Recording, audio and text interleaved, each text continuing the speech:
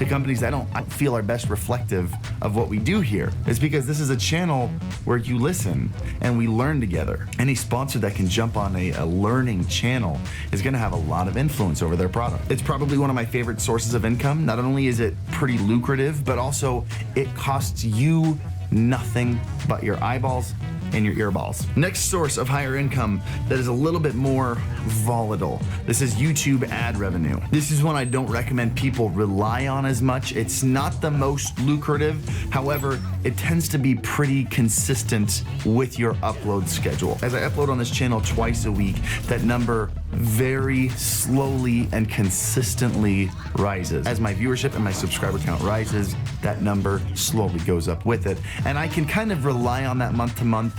However, I never know when, a Paul brother is gonna do something stupid and another adpocalypse is gonna appear and I'm just gonna lose it all. It happens. That's why you diversify your income. So if one goes to poop, the other 3 or 4 or whatever are supporting you just as much. Now, both of those two forms of higher income take a lot of time and work. So I'd like to share one with you that makes me a good chunk of money and doesn't technically cost the viewer an extra $1. And it'll take you about 30 minutes to set up, and then you're good. And you can start making revenue. Let's talk about extensions on your channel. One in particular that I use is called Amazon Blacksmith. If you go to the Twitch extensions page, there's a whole list of extensions specifically designed to make you extra money.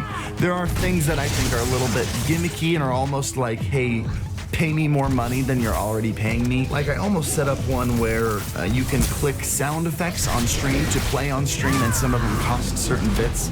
And the more I got into it, the more I didn't like it. It felt like a little bit too much of a cash grab to me. But with Amazon Blacksmith, if you are able to make your stream looking really unique, you are able to use some really, really cool equipment. Like for example, a lot of people ask about these lights that are behind me, and they're actually just really cheap outdoor floodlights.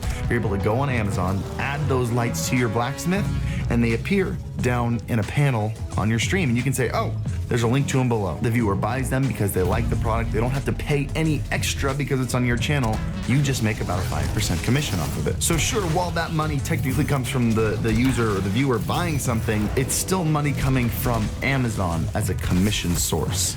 It doesn't cost them anything extra. If anything, you're getting money, they're getting an awesome product that they didn't know about before. It's a win-win. If you take away nothing else from this video, as soon as you're done watching, go and set up the Amazon Blacksmith extension, make a little bit of extra cash from that. So what I've listed off so far are all the revenues that I use to generate income. I have Twitch subs and bits, I get YouTube ad revenue, I have sponsors on some of these videos, and any Amazon link to equipment that you buy in descriptions, or if you go to my kits, you can see I've got 3 big kits on kit.com down below. Any products you buy on those, I make a commission off of. The last source of income is one I want you to be pondering for a while. We talked in the last video a lot about planning 4 or 5 steps in advance at all times. If you missed that video, link to that in the description below, or I guess, is it this corner? The little eye up there. Go ahead and watch that. I want you to try to think about a product that's in your area of expertise that you could bring to market that could really benefit the people around you. For example, Ashley Christ, the stream coach, has sold a book which brings her revenue every single month that she doesn't actually have to work for. It just happens. Also, for example, Gamer Bath, what is it? Gamer Girl Bath Water? Is that what it was called? Gamer Girl Bath Water? Belle Delphine, that whole shenanigans. That was business brilliance, by the way. The girl, whether you like her or not, she understands her audience, she understands what they want, she understands what they will pay for, and she made a hilarious product about it. I really hope she did like the whole ad where she bottled them in the bathtub and then she just like filled them up in the sink. There's just no way that she would actually go through the liability of actually sending bathwater to people. I have a hard time believing it. Either way, brilliant product. You gotta respect the business hustle there. But keep that in the back of your mind. As you're working on these first 5 revenue sources, keep a future product in the back of your mind. Because if you bring something to market like that, not only do you bring yourself more revenue, but it also builds a huge name for yourself. That is a huge part of brand building. What do you create? You're not just a streamer anymore. You've created a product. Bringing a product to market is going to help build all 5 of those other revenue sources. And of course, this isn't everything. It's not like I just listed off every single way to make $1 as a Twitch streamer or a content creator. These are just some of the main ones. Get creative, do something different, make some money that you can invest back into your stream and grow your business. And you know, if you have any questions about any of this, like I mentioned before, I stream every Monday, Wednesday, Friday evening. Link in the description down below. Also, if you want to brainstorm with other like-minded people, we have a really amazing Discord community. Link to that in the description down below as well. I hope this helped. I hope this got you thinking about things. And as always, happy streaming. Suck my Mozambique, dirtbag.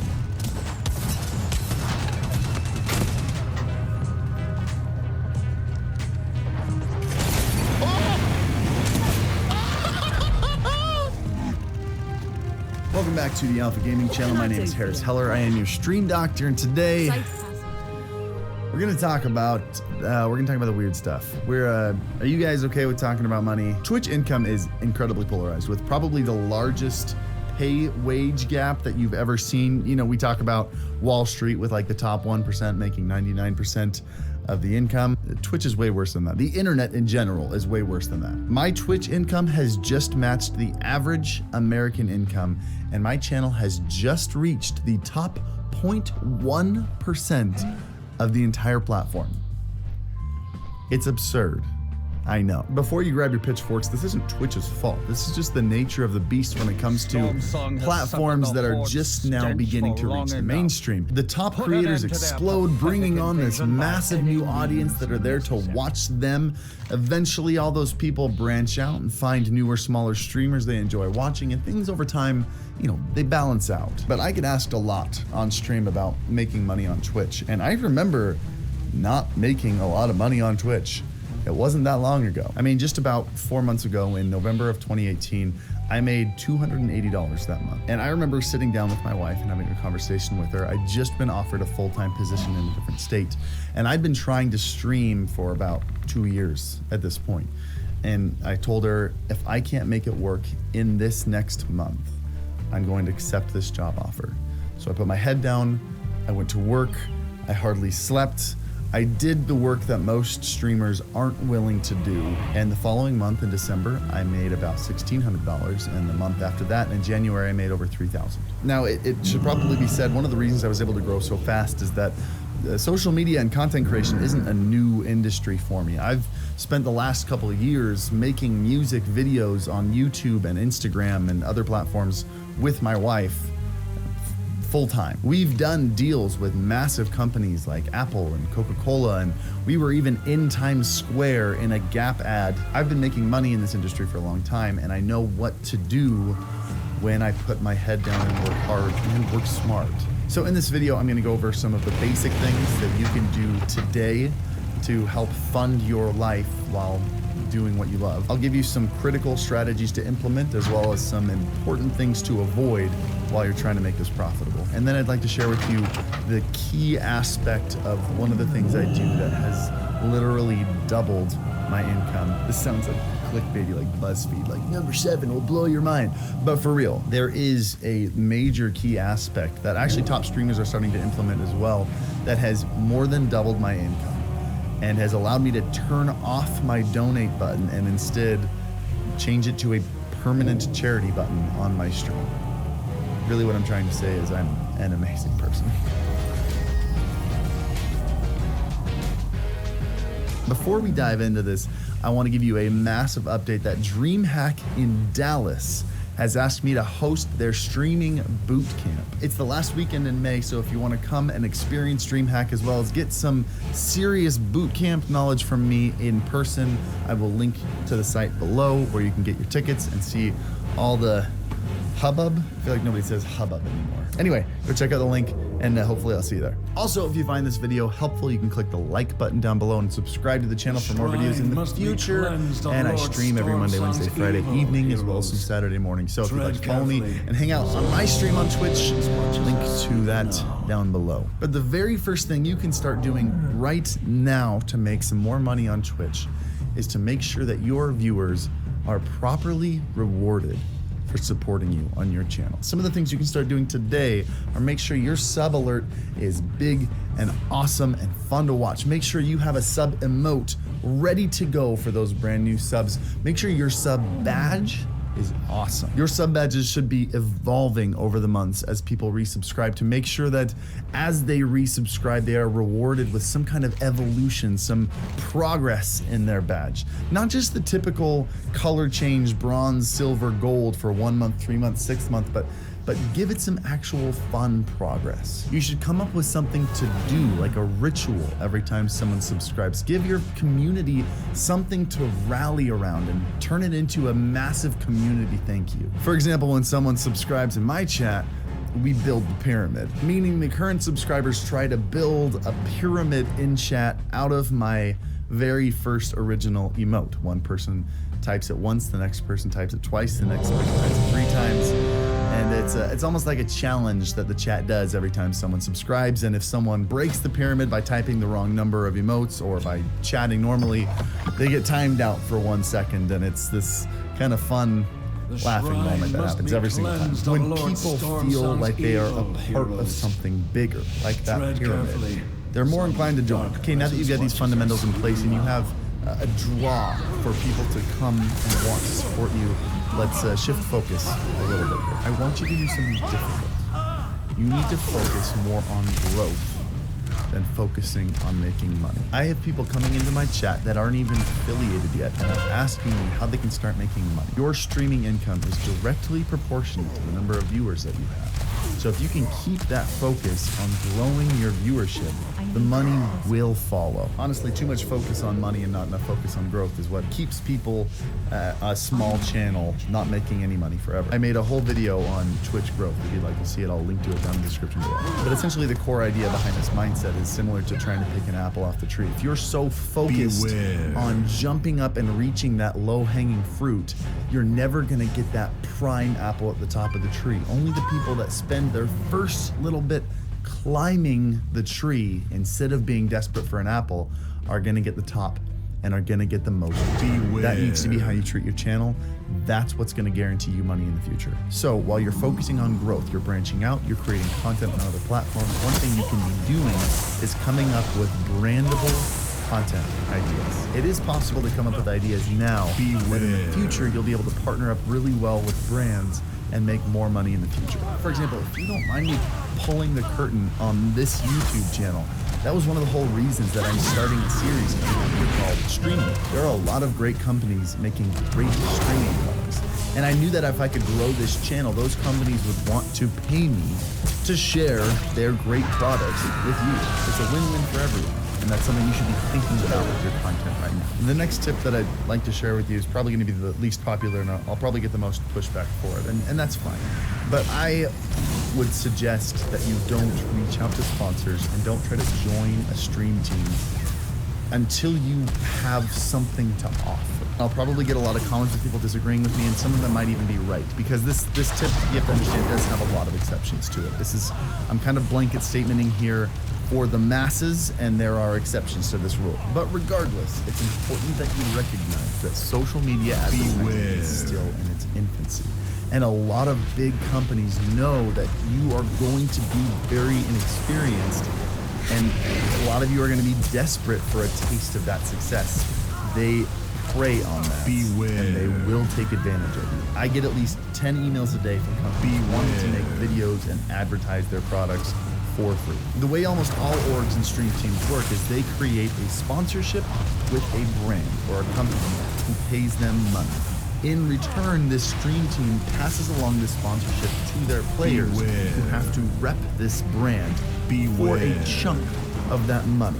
Not all of it, sometimes actually none of it. I know small streamers who have joined a stream team and have put big brands on their channel and have received nothing in return. So not only are you working to make someone else money, but you're also under contract with these brands. So if a competing brand comes to you, you can't accept the deal. For example, if your stream team is sponsored by Razer and SteelSeries approaches you and says, hey, we want to send you this free stuff and we want to sponsor you, you have to say no. And honestly, I think the worst thing about this for you as the streamer is that if I was a brand and I was looking for streamers who would rep my brand and my logo, and I saw a streamer putting logos and sponsorships on their platform for free, the first thing I would think is this streamer doesn't understand their value. I don't want them repping my brand. It reflects poorly on you if you're giving away sponsorships for free.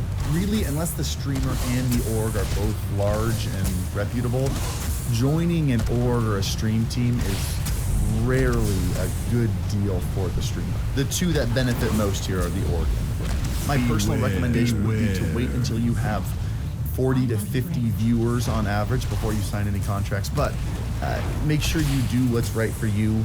Definitely don't go turning down everybody that comes your way simply because I told you so in a video. You're a smart person.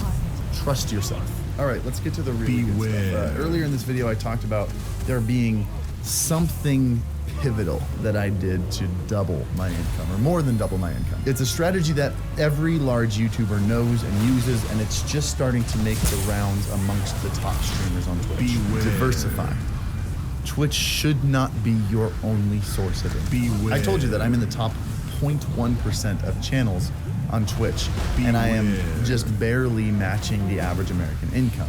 Now keep in mind, I'm not an individual, I am a business. I have to do what average Americans don't have to do. I have to buy my own equipment, I have to buy my own cameras, I have to buy my own PCs, I have to hire editors. I would not be able to do this full time and support a family if Twitch was my only income. In fact, I make money 4 main ways, and Twitch right now is less than half of my income. I would say Twitch right now is probably 40 to 45% of my income. There's Twitch, which is primarily made of subscribers and bits. There's YouTube ad revenue. There's the Amazon affiliate program, which means anytime I talk about products and do my best to give you guys good suggestions, and I'll put links in the description below. If you guys use those links, it supports the channel. I make a small commission on that, and it helps this channel stay functional. Also, in the future, we're working on a website, which we can put ads on to monetize, as well as a merch store with some really great designs that you guys can purchase to, again, support the channel. But if you're trying to grow your channel and you're streaming 5 to 6 days a week, my recommendation is that you pull that back to about you spend that extra 2 days that you're no longer streaming creating content on other platforms. Not only is that going to help you grow your channel, but you're also diversifying your income to multiple platforms. You're not going to lose a considerable amount of subs because you're not live every day. In fact, the content that you create on other platforms is most likely going to bring you more subscribers than you lost by not being live. I do have one more tip for you that, if you don't mind me getting a little real with you guys, I'd like to talk about something that kind of has been bothering me lately. As someone who's worked full-time on social media platforms like YouTube and even Vine and Snapchat, Twitch was the first platform where the majority of my income came from the pockets of my viewers. You guys subscribing, giving bits, donating, and I get that. It's totally legitimate. There's no problem with that. Twitch is such a personal platform. I get to know all of you guys by name. Your name appears in the content itself. It's unlike anything else, and if you want to support, you're always able to support. Beware. But there are so many ways for you guys to support with subscribers and bits already. There's a reason I never started a Patreon. It's because I felt like if I continued to ask for more ways for you guys to give money, I would be turning myself into a charity case. But recently, with the growth of this channel and on Twitch, recently passing 1,000 subscribers, all these things that I'm doing to help support not only my family, but also this channel has allowed me to turn off my donate button entirely and instead turn that button into a full-time permanent charity button. This just kind of gives me a solid peace of mind. It allows me to feel good about what I'm doing, and I think it creates a sense of unity in the community. Now keep in mind, this is by no means a call to invite you guys to do the same. I know a lot of you guys are smaller, you need that extra income, you haven't grown yet, I totally understand that. I am incredibly fortunate to be in this position where I am able to do that.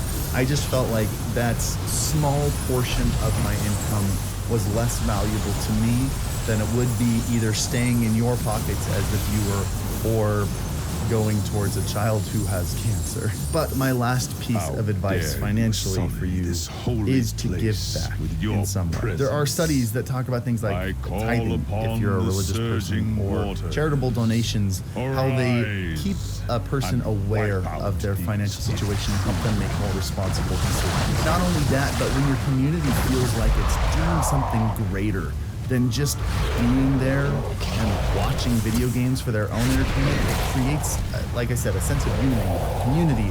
It creates a sense of loyalty, and it makes them want to maintain their partnership with you in that journey. And it brings them back. Giving back to a good cause really helps everybody involved, including yourself. Right now, my charity button on my screen is given to St. Jude Children's Research Hospital.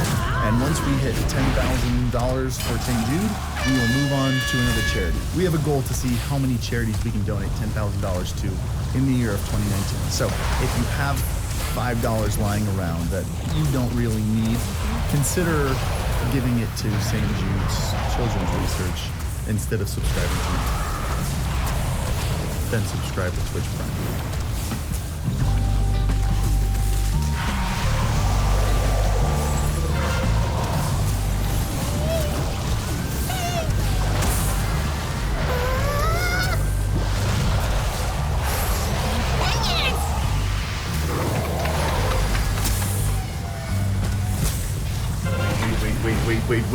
Wait.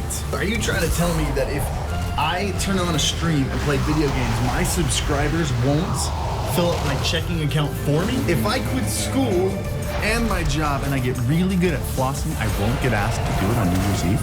What? But you don't understand. I want it. I really. Are they gone? I was really hoping that intro would weed out all the people that couldn't handle just like a little bit of light teasing, because let's be honest here.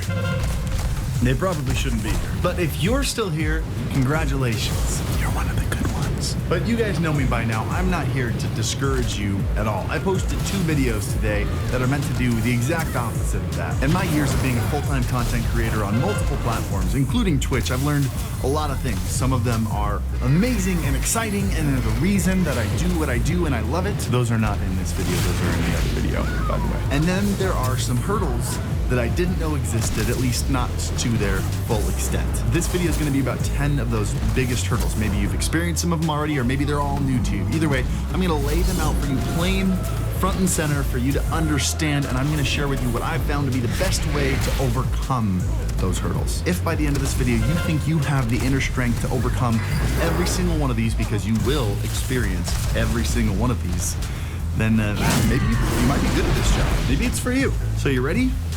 Let's jump over to the command chair. My name is Harris Heller. I am your stream doctor, and today we're going to talk about 10 reasons why streaming might not be for you.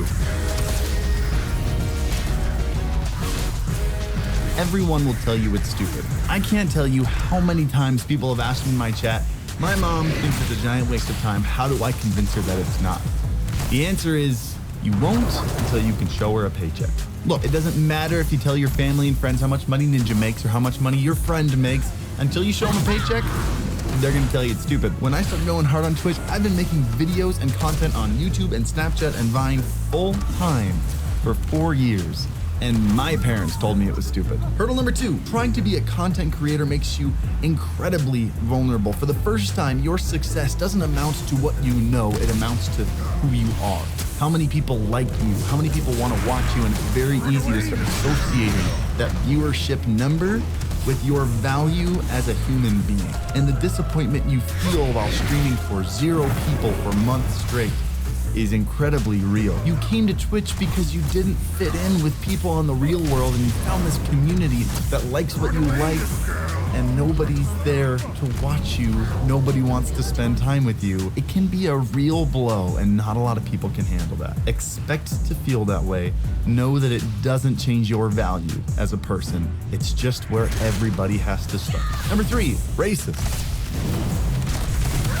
I just like stop there and move on to number 4 without talking more about it. No, but if you grow, you're going to get people that jump into your chat and shout the N-word. You have to recognize that usually they're not actually racist. They're just really pathetic kids in a basement desperate for attention. If you turn it into a situation where you call them out or talk about racism or whatever, you're usually just giving them what they want and they're going to come back and do it again. Trolls are a thing.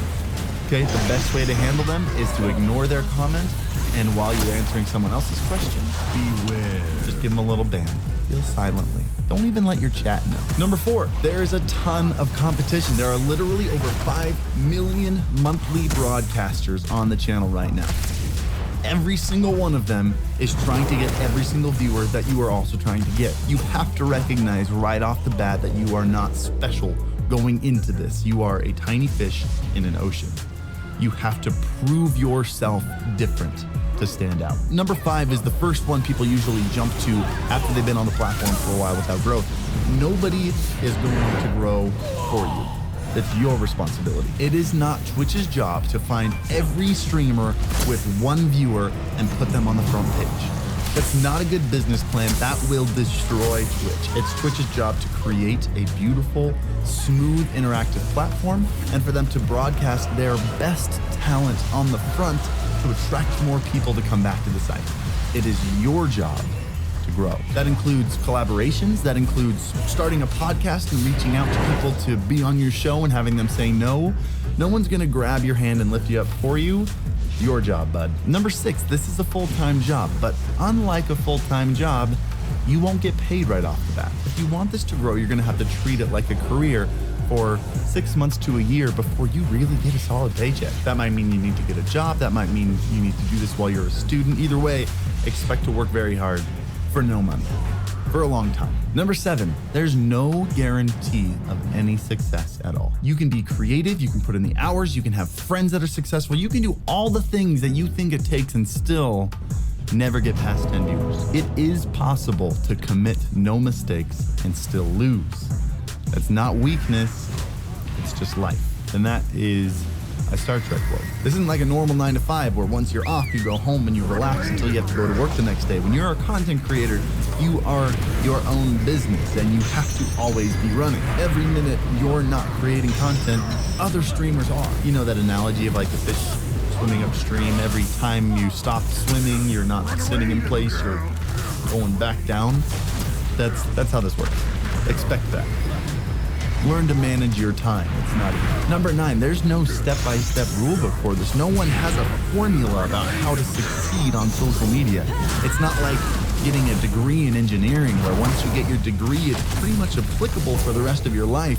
You can become fluent at social media in 2019, and then in 2020, the game has completely changed and you have to relearn all of it. Content creation is not only a game of learning how to succeed today, but also predicting what people want to see a year from now. You got to get good at that. And the last one's probably the most disappointing when new streamers start to realize that if you're getting into this just because you love video games and no other reason, this probably isn't the place for you to look. Playing video games is a hobby. Unless you're a professional, of course. That's the exception to this rule. But playing video games is a hobby. Creating gaming content is less about gaming and more about creating content. No accountant does math in their free time. Accountants like watching sports or playing golf, but they do that as a hobby because they didn't want to put in the work to turn sports into a career. This job isn't about playing video games. It's about being a personality. It's about creating content. It's about being creative and pushing the envelope and doing things that nobody else is doing. And if you think you can do that with your love for video games, then that's awesome. But if you drop out of school and a job and you think you can sit around and play video games and turn it into a career, it's not gonna happen, man. I want you to think about what other people had to do for their careers. They had to go to school and pay tens of thousands of dollars for a degree for 4 to 5 years. Then they had to intern for free, then start at the bottom and work their way up. It's not that different from here. Just because you're not going to school doesn't mean you don't need to learn new things. You just have to learn it on your own. But you are gonna have to learn to edit. You're gonna have to learn how production works. You're gonna have to learn how YouTube works. You're gonna have to learn all these things that you can't learn in school. Then you're gonna have to work every day for free, just like people in internships do. You have to treat this the same way a normal career path works. You're just doing it in a field you love. Okay, look, real talk. Nobody expects you to have all these things handled right off the bat. Everybody gets upset by their first negative comment. Everybody gets lonely when streaming for no viewers for months at a time. You don't have to have all these handled right. But if you can be aware of what is to come in this career, you can start preparing yourself today so that way when they do come, you're ready. Look, and if you enjoyed this slice of reality, but maybe you need a little bit of a pep talk, I posted another video today talking about the 10 reasons why I love what I do. So make sure you go watch that one, link in the description below. I think there's a good chance you might hear something to help you out in there. But at the end of the day, I do want to point out that I think everybody is capable of overcoming these things. It rarely comes down to innate ability, and it's more usually determined by willpower. For example, the people that are still watching this video at this point versus who turned off the video because they didn't want to hear it. So if you're still here, pat yourself on the back. Congratulations. I think you are capable of doing amazing things. If you have any further questions about this kind of stuff, feel free to come jump into my Twitch channel. Like I said before, I stream every Monday, Wednesday, Friday. Feel free to ask me some questions there. I do a lot of hanging out and just chatting and talking about this kind of stuff. There's also an amazing Discord community of people trying to accomplish the same things. Find some common ground, find someone to do it with so you don't feel as lonely. Link to all these things in the description below. I hope this video helped. And as always, happy streaming. Wait, when are you gonna stream Fortnite? Never. Fortnite is dead. No! I just scoped him in the head! Thank you! Oh, I hate you. Still chasing me? Yeah, he's not gonna let you get away with that anyway. Oh!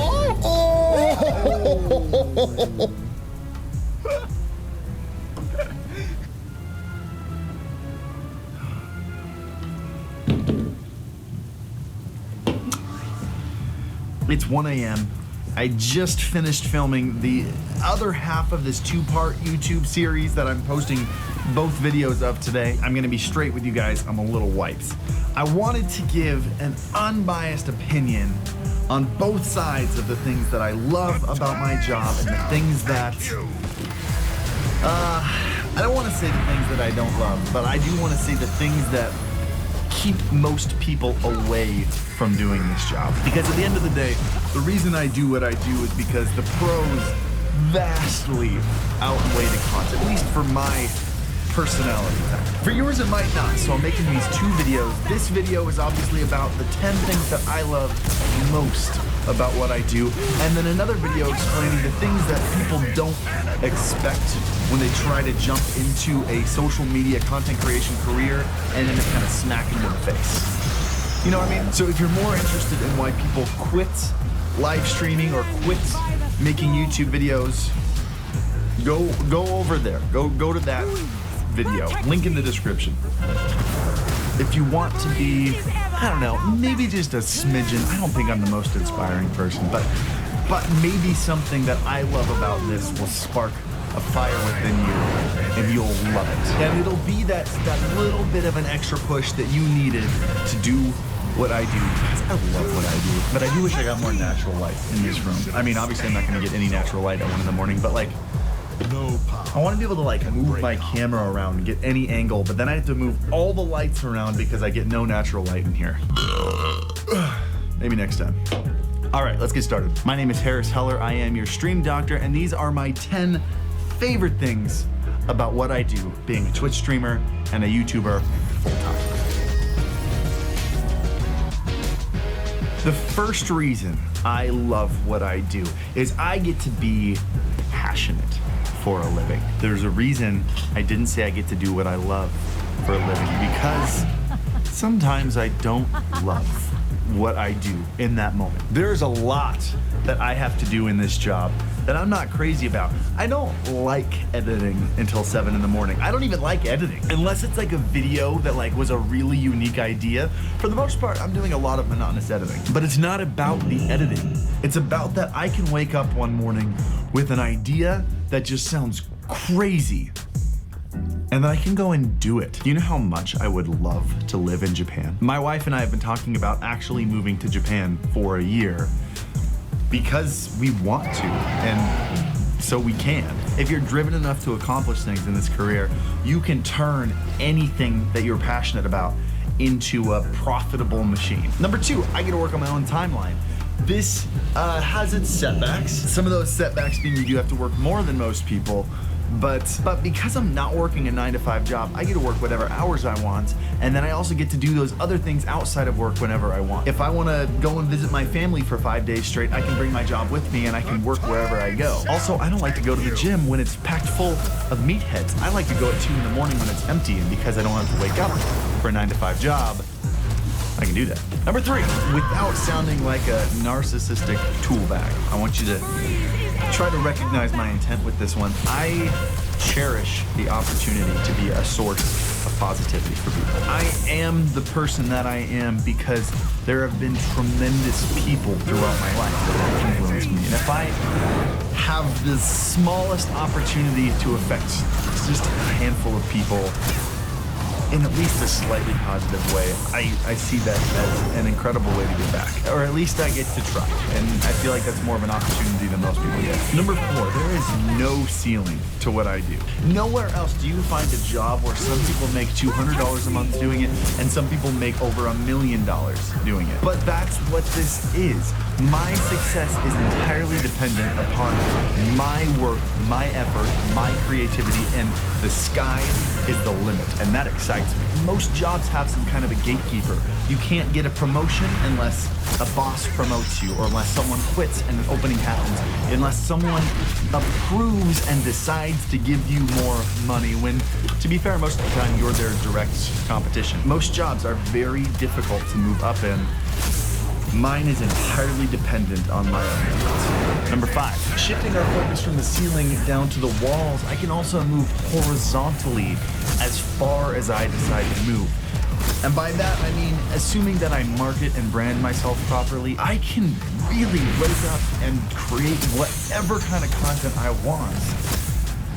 And it'll work, as long as it's good. If I woke up tomorrow and I wanted to start another YouTube channel where I created anime covers on my guitar, there would probably be a handful of you guys that would watch that. In what other job can you make such a drastic shift in subject matter so rapidly and still find the same success? Number 6, I get tangible results from my daily work. I've worked at a 9-to-5 before. I used to work at the Apple Store for 3 years, and I actually really enjoyed it, but I'd work from whatever I started at to whatever I left at, and then I'd go home and I'd have nothing to show for my work except for a paycheck every 2 weeks. I wasn't actually accomplishing anything. Every day was just repetitive. Not only is the individual growth something I can look at. A month ago, I had about 30,000 subscribers. Now I have about 50,000 subscribers. That's always a fun number to look at and say, hey, look, these are the fruits of my labors. But also, I can sit here and work my butt off and pull an all-nighter or even just work a couple days in a row. And then I have, at the end of all that, a video that I can hold and say, I made this. This is what I was doing. I can see it. And that's a very rewarding feeling. Number 7 is probably one of my favorites. I get to learn for a living. There is always something that I don't know. Whether it's how to get a new look on camera, or it's how to create a new style on a live stream, or something completely unrelated, like I'm learning Japanese right now because I want to be more integrated with Nintendo and Japanese video games, and if I learn Japanese, they will pick me for their projects. I have an amazing excuse to say, I want to learn that, and then spend the money and the time to learn it. I mean, in this day and age of information and its accessibility, it's a very freeing feeling to say, I want to know how to do that, and then you go and do it. Like, I know what you're gonna say. I wasn't that kid that loved going to school. I hated school. I just think there are better ways to learn than listening to someone who thinks they're smarter than you all the time. That's all. Number 8, and let's get a little bit more real with this one. I grew up, and I've talked about it on stream a little bit, but my dad was the kind of dad that when, you know, growing up with him, you said, wow, I want to be this guy. He made his own career, he worked his butt off, and he achieved what he achieved on his own. And I feel like I chose a career where I can involve my family, I can involve my kids, I can be around them, And hopefully one day my kids get to say, my dad's the kind of guy that made his own path and wanted to do something and took it. And hopefully my career choice inspires my kids to be creative and confident and go-getters the same way that my dad's career choice inspired me. Number 9 is a little more material than the last one, but it's still real. I get to design my own workplace however I want, because I own it. If I want crazy lights, I get crazy lights. If I want 2 different desks, one for streaming, one for editing, I grab 2 desks. If I want a giant fluffy appa to be staring at me all day while I do my work, I get a giant fluffy appa to stare at me while I'm doing my work. And sometimes I work in bed. That's kind of cool. And lastly, number 10, this was one that was a very nice surprise when it started happening in this career. All these attributes of this career, all these priorities that I have in my life that I listed before are generally shared by everyone in this career field. And being influential in this circle, I've had the opportunity to meet a lot of like-minded people that frankly you just don't meet every day, and it's been really, really cool. You get to surround yourself by people that think similarly to you. And growing up, like probably most of you guys, with a very low-key social life, to put it kindly, and then to finally just meet hundreds of people that you can relate to and want to connect with you is a very empowering feeling. This job really is unlike any other. It's unreal. And I want to make sure you don't feel like I'm blowing smoke up your butt. Is that the phrase? I feel like it's gotta be blowing smoke up your nose. I feel like it's blowing smoke up your butt. Yeah, not 100% sure. But I recommend after watching this one, if you haven't yet, go and watch the other video on the difficulties that you will no doubt run into if you decide to go along this career path. Most of them come as a surprise to most people trying to be Twitch streamers or YouTubers or whatever. And if this video inspired you to start heading down that path, yeah, I would recommend you see some of the hurdles that are standing in front of you, not so it turns you away, but just so you can prepare yourself now so you know how to jump over them when they happen. And you know, if this video raises any questions, you want to pick my brain on any of this stuff, I do stream on Twitch every Monday, Wednesday, Friday evening, and sometimes Saturday morning. I like to start and end each stream in just chatting, so we get a lot of time to talk about cool concepts and ideas like this. Link to that down below. Also, if you just want to meet other people that want to talk about this kind of thing, we have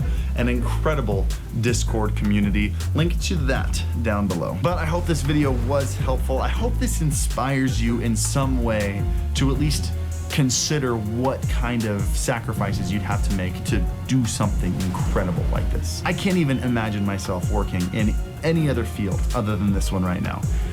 But I do hope this helped, and as always, happy streaming.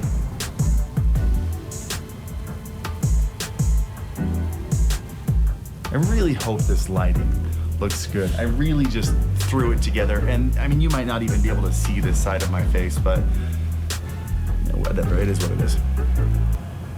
I feel like we've gotten past the garbage mistakes, like, you know, follow for follow, or like the obvious advice like stream on a schedule that has just been beaten into your minds on every single advice video ever posted about Twitch. I've been streaming on Twitch for almost 4 years now, and I spent years making these mistakes that I didn't realize I was making until I started growing, and then I was able to look back and say like, oh my gosh, these were not only like not good things, these were bad things.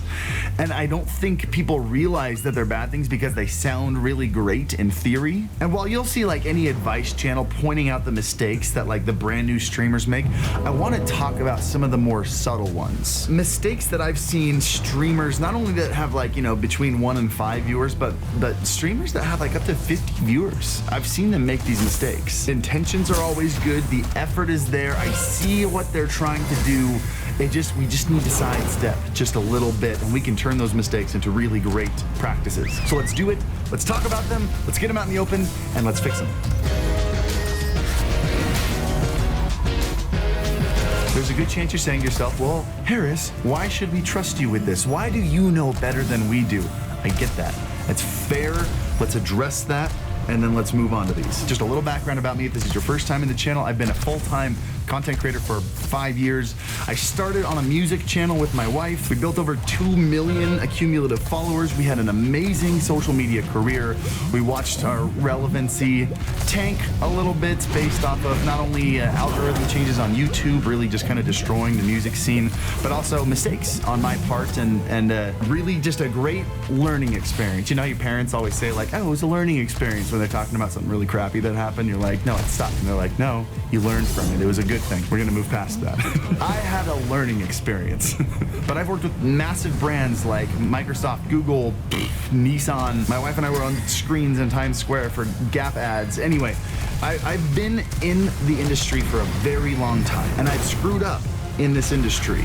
I've learned the things that help people grow, and I've learned the things that keep people from growing. And trust me, when you used to have millions of people watching your content and then you have a hard time getting thousands of people to watch your content, you spend a lot of time reflecting on what did I do wrong. And so this video is my way of helping you not make those mistakes that I did. And most of these are just minor adjustments that you can make to put yourself back on the right course. In fact, a lot of these are just plain misconceptions and wrong ideas people have about how growth happens on social media and on places like Twitch. So anyway, let's get into it. Make sure you hit the like button, subscribe to the channel, hit the little bell if you want to be annoyed with every time I upload a video twice a week. I'm really selling it well there. Yes, hit the bell button so I can irritate you. And if you have any further questions after this video, make sure you follow me on Twitch. I stream every Monday, Wednesday, Friday evening. Link to my channel down in the description below. Okay, number one, let's talk about the only one in this group that I've actually said multiple times before this. There's a misconception I've heard big streamers say, if you're not live, nobody will find you. And that is a lie. Because in 2019, if you're trying to grow on Twitch, if you're just starting, you are 1,000 people down on a list no matter what game you play. Even if you go live, nobody will find you. In the social media content creation industry, you have to be able to recognize what each platform is, what the weaknesses and strengths are, and what the purpose, why do people go to each one? What do they do? What are their habits on every single platform? And how can you cater to those platforms, right? But the bottom line is on Twitch, the strength comes from the fact that it's a live streaming platform where you're live for hours and there's a chat room that you interact with. So the strength is about engagement and communication and building relationships. It's a very intimate platform, while its weakness is discoverability. And so your time on the platform is best spent cultivating the relationships of the people that have found you and building those relationships versus something like YouTube, where there is an algorithm, there's a recommended feed, there's a homepage. There are plenty of ways to get discovered on YouTube or on Twitter. YouTube's strength is discoverability, and its weakness is, well, intimacy. There are plenty of people who, when the camera turns on them, they put on a face, they're a totally different person, the camera goes away, and they go back to being bland, vanilla, totally boring, not even that friendly people. I'm not talking about anyone in particular, by the way. This is not a hit piece. The point is, you can fake a YouTube personality. You can't on Twitch. Recognize these both as tools in your toolbox for your social media career. If you want to get discovered, spend time on YouTube. When you want to spend time cultivating those relationships, spend time on Twitch. And you need to find that balance. But I just watched a YouTube video recently talking about how you shouldn't stream big games. You should stream smaller games to help you get discovered. And that's just flat out wrong. If you look at your Twitch graph over here, what you're doing by playing a game you're not interested in is you're sacrificing your genuineness. You're sacrificing your integrity to just add a tiny bit more discoverability. And you know, honestly, I would even argue that it's not really helping your discoverability at all. You're hurting yourself much more than you're helping yourself by choosing a game based on what's going to get you discovered. Whereas if you create your best content where you can be your best you over here, and then spend your time on a platform like YouTube to get yourself discovered, that's how you're going to grow. I would definitely recommend you spend time observing each of the platforms: Twitch, YouTube, Twitter, Instagram. Try to figure out, why do you go to each platform? How can you cater to the type of person that uses that platform that way? Can I just add one more insight to this before we move on to the next one? This is probably going to be the longest one out of all of them. But I have a friend who has done a very good job of figuring out Reddit, has a massive karma score on Reddit, and has tried to use the exact same tactics to grow on Twitter. And he can't figure out why it's not working. I had a conversation with him about the different practices on each platform. On Reddit, you hit the upvote button button. It doesn't mean anything. It's a meaningless upvote. If you like something, you upvote it. You're good. The more upvotes it has, the higher it is on the subreddits and the more people see it. On Twitter, the way to get something on people's timelines is for people to retweet it. Getting a bunch of likes generally doesn't get your tweet on people's timelines. You need retweets. And in order for someone to retweet it, they have to claim that content as their own. You can't anonymously retweet something because it shows up with your name on it when you retweet it. So in order to get something to grow on Twitter, you have to post content that people would be proud to share as their own opinion. Something that would grow really well on Reddit doesn't grow as well on Twitter, and vice versa. Okay, that's about as much as I wanted to get into that one. Hope it makes sense. We're gonna move on to the next one. Number 2, I've considered making a whole video on this, but it would just be nothing but a giant buzzkill. Hosts. Hosts do next to nothing. And I know that's the really hard thing for you to hear, because I know a lot of you have had really exciting hosts, or I know a lot of people have been waiting for big hosts. The bottom line is, when you host someone, it's fun and it's exciting and it boosts your morale, sure. But then there's an immediate crash the next stream, because you're hoping a lot of those people stay. And the bottom line is, nobody really stays. I have a good friend who streams for 100 to 200 people, streams Fortnite, very good streamer. Got hosted by Tfue like 2 weeks ago for like 40,000 viewers. And of course, that was an amazing stream. The next day, he was streaming for 110 people again. If I look at my analytics, in 2019, I've been hosted by over 10,000 individual viewers. Do you want to know when I ask who came here from a host, how many people say me? Literally 0. Hosts need to be used as more of a business tactic than an actual growth mechanism. Hosts do more for the hoster than they do for the hostee. The way I use my host is, let's say there's someone streaming for 150 people, and I host that person with 150 people. That person recognizes me as someone who is about their size, who likes their content enough to send all of my viewers their way. It's a business contact worth pursuing. I'll hit them up on Twitter afterwards, we'll get to talking, lots of times those will turn into collaborations. That is the best way to use a host. Use a host to create contacts. But rarely will any of my viewers ever go back to that person streaming. Maybe 1 or 2, it happens. But that host does very little for the streamer except for make them aware of my presence and create a contact. I have never seen someone blow up from a one-time host.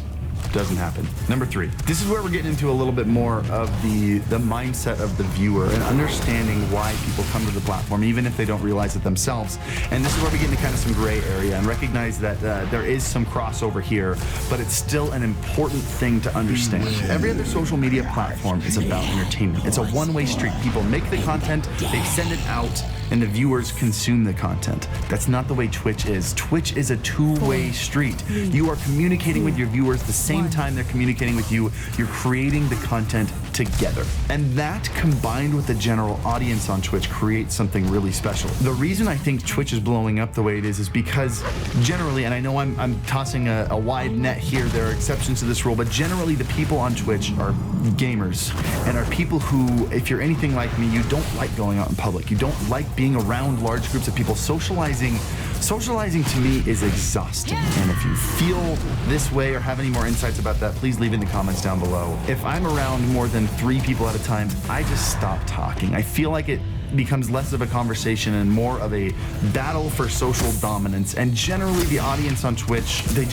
feel similar to what I do. But we are humans, we are social beings by nature, and we need that social experience. And Twitch has provided an opportunity for us to connect with people, not only other people in chat rooms, but with someone we can watch and listen and talk to. We can say things, they'll respond. We can connect with people that we look up to and enjoy. And I've discovered over the last year or so that Twitch is less about raw entertainment and it's more about personal, intimate relationships that you build.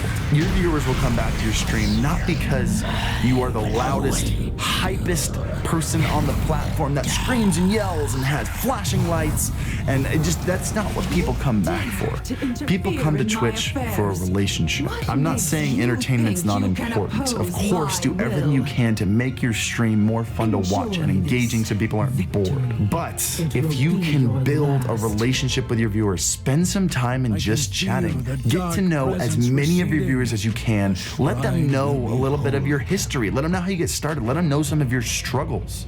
If your viewers feel like they know you and they feel like you know them, they'll come back. So let's see, we've covered streaming too much, not spending enough time on discoverable platforms. We've talked about